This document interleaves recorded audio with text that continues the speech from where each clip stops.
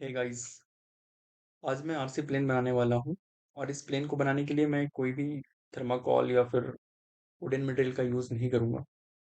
इस प्लेन को बनाने के लिए मैं प्रॉपर 3D प्रिंटेड मटेरियल का यूज़ करने वाला हूँ।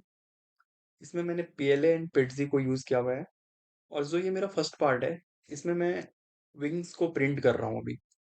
तो विंग्स का जो लेंथ है वो थोड़ा लंबा है, तो उसके लिए मैं चार अलग अलग पार्ट्स में डिवाइड कर दिया है। अब ये विंग्स प्रिंट होकर के कुछ ऐसा दिखने वाला है। व्हाइट कलर का है ये। मैंने पेट्जी मटेरियल का यूज़ किया है इस विंग को प्रिंट करने के लिए। और ये बहुत ही light weight and best material है। अगर आप विंग बना रहे हो तो PETG is one of the best choice. इसके बाद मैं असेंबल करने वाला हूँ इस विंग को। मैंने 4 अलग अलग सेक्शन में डिवाइड कर दिया है इस विंग को। प्रिंट हो जाने के बाद कुछ ऐसा दिखने वाला है।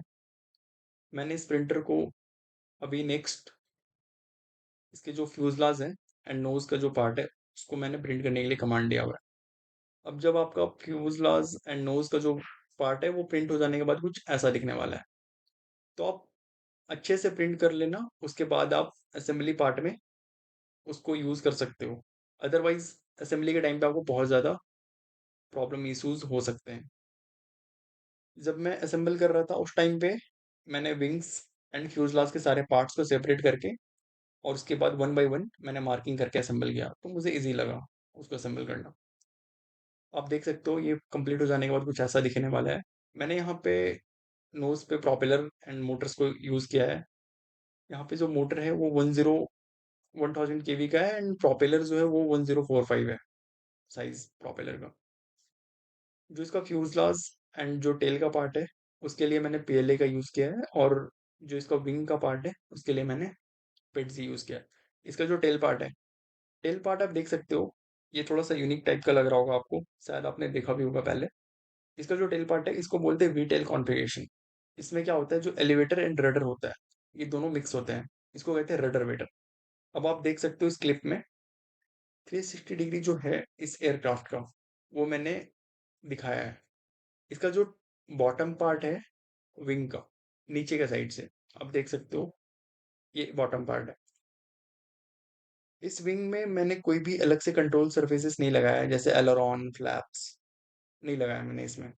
इसमें मैंने बस दो ही चीज यूज किया है, एक एलिवेटर एंड एक रडर, वो भी वीटेल कॉन्फ़िगरेशन में। तो वो जो वीटेल कॉन्फ़िगरेशन होता है उसको कहते हैं रडर वेटर। अब आप देख सकते हो विंग्स में प्रॉपर एयर फॉइल शेप आपको विजिबल, क्लैरिटी के साथ में आपको इजीली विजिबल हो जाएगा। क्योंकि जब भी आप ऑटोमेटिक प्रिंटर यूज करते हो तो उसमें एरर्स बहुत ही कम होते हैं एंड बहुत ही स्मूथ होता है प्रिंटिंग। मैंने यहाँ पे बैम्बू लैब का A1 प्रिंटर यूज किया हुआ है इस पूरे पार्ट को प्रिंट करने के लिए। एंड मोटर्स आपके हिसाब से आप यूज कर सकते हो। मैंने यूज किया 1000 केवी का एंड प्रोपेलर जो है मेरा 1045 है। आप यहाँ पे 2200 केवी का भी मोटर को यूज कर सकते हो और साथ में आपका जो प्रोपेलर कॉन्फ़िगरेशन होने वाला है वो है 6045। तो जितना हायर केवी का मोटर यूज करोगे प्रोपेलर का साइज थोड़ा कम हो जाएगा। इसमें मैंने दो सर्वो मोटर यूज किए हैं बैक साइड में, जो कि मेटल गियर सर्वो है। बहुत ही अच्छा परफॉर्मेंस है उन सर्वो का। अगर आप छोटे आरसी प्लेन्स बना रहे हो तो वो सर्वो इनफ है इस आरसी प्लेन को कंट्रोल करने के लिए। इसके अलावा आपको ध्यान रखना होगा वेट का। जो मटेरियल आप यूज कर रहे हो वो लाइट वेट मटेरियल होना चाहिए। जो मैंने फिलामेंट यूज किया है वो लाइट वेट फिलामेंट है, पीएलए एंड पेटजी। एंड अब जब भी आप इसको प्रिंट कर रहे हो उस टाइम पे आपको ये भी ध्यान रखना होगा, इसका जो प्रिंटिंग टाइम है उस टाइम के ड्यूरेशन में आपको कुछ टाइम के इंटरवल में ये चेक करना होगा कि प्रिंटर प्रॉपर प्रिंट कर रहा है या नहीं।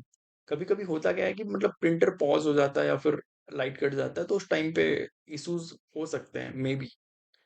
बट अगर ऑटोमेटिक प्रिंटर यूज कर रहे हो तो उसमें एरर बहुत कम होता है। मतलब बहुत ही रेयर चांस है कुछ भी प्रॉब्लम होने का। आप जब भी इस एयरक्राफ्ट को टेस्ट करोगे हमेशा ओपन स्पेस को चूज करना, ताकि कोई भी एक्सीडेंट ना हो। और टेस्टिंग से पहले मैं एक रिकमेंडेशन देना चाहूँगा, जिसमें आप एक सिमुलेटर को यूज़ करके इजिली आप ये टेस्ट कर सकते हो कि आपको कितना फ्लाई करना आ रहा है। तो सिमुलेटर पे बेसिक प्रैक्टिस आप अगर कर लोगे तो आपको थोड़ा समझ में आएगा कि ये प्लेन फ्लाई कैसे करना है। एंड सेकंड थिंग, अगर आप इसको बना रहे हो और कोई भी प्रॉब्लम आ रहा है तो आप अपने कमेंट सेक्शन में मुझे मैसेज कर सकते हो। मैं यहाँ पे एक इलेक्ट्रॉनिक्स पार्ट्स को ऐड नहीं किया था, जो आपको मैं अभी बताऊंगा, इसमें एक एसी यूज होता है मोटर के साथ में। सो मैं यहाँ पे 30 एम्पेयर का एसी यूज किया है, और ये जो भी पार्ट्स मैंने यूज किए हैं, ये बहुत ही कॉमन से पार्ट्स हैं।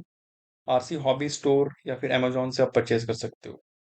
अगर आपको ऐसा ही वीडियोस देखना पसंद है, या फिर आर्डिनो के प्रोजेक्ट्स, रास्पबेरी पाई, माइक्रो कंट्रोलर को यूज करके कुछ बनाने का मन है, तो आप इस चैनल के थ्रू देख सकते हो, सीख सकते हो।